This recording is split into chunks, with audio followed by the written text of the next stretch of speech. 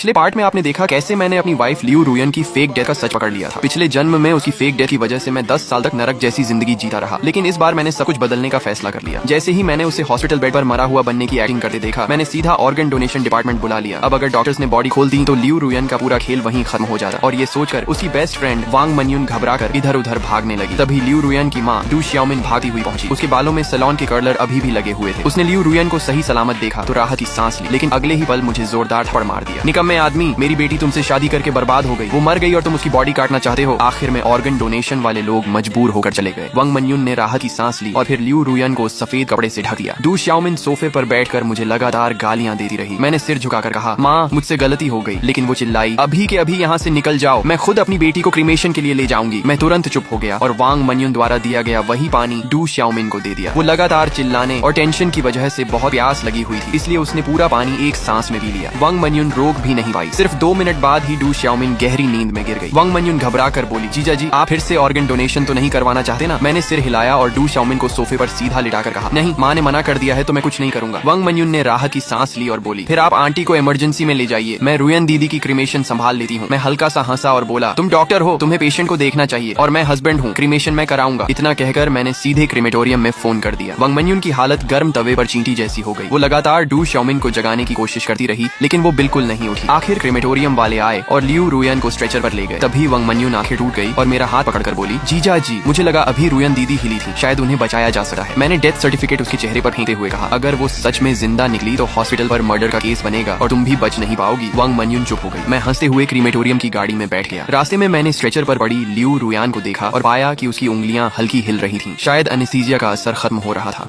और उसे एहसास हो चुका था कि सच में उसका क्रीमेशन होने वाला है। मैंने ड्राइवर से कहा, भैया जल्दी चलाओ, मेरी सास मेरी वाइफ की बॉडी छीनना चाहती है, लेकिन मैं चाहता हूँ कि वो पूरी बॉडी के साथ जाए। ड्राइवर ने एक्सेलरेटर पूरी ताकत से दबा दिया। रास्ते में मुझे पिछले जन्म की याद आने लगी। 10 साल बाद जब मैंने लियू रुयन को सड़क पर देखा था, वो पहले जैसी जवान और खूबसूरत दिख रही थी। मैं उसे पहचानने के लिए उसके सामने भागा था। उसने काफी देर बाद मुझे पहचान कर हंसते हुए कहा था, सिर्फ 10 साल में तुम मेरे दादा से भी बूढ़े लगने लगे। मैंने कांपती आवाज में पूछा था, तुम मरी नहीं थी? वो हंसकर बोली, मैंने तुमसे छुटकारा पाने के लिए फेक डेथ की थी। तब मुझे सब समझ आ गया था। अगर वो डिवोर्स लेती तो उसे अपनी आधी प्रॉपर्टी मुझे देनी पड़ती और चीटिंग का बदनाम टैग भी लगा, लेकिन फेक डेथ करके उसने सारा कर्ज मेरे सिर डाल दिया और खुद नई पहचान के साथ अपने लवर जी बोदा के साथ रहने लगी। फिर वो हंसते हुए बोली थी, असल में हॉस्पिटल में मैं तुम्हारी सारी बातें सुन सकी थी, तुम्हारे रोने की आवाज आज तक नहीं भूली। तुम आदमी होकर हंस जैसी आवाज में रो रहे थे, बहुत मजेदार था। उसकी हंसी सुनते सुनते मैं सीने को पकड़कर गिर पड़ा था। जी बोदा बोला, जान ये आदमी कहीं स्कैम तो नहीं कर रहा, चलो यहाँ से। और दोनों मुझे मरता छोड़कर चले गए थे। अब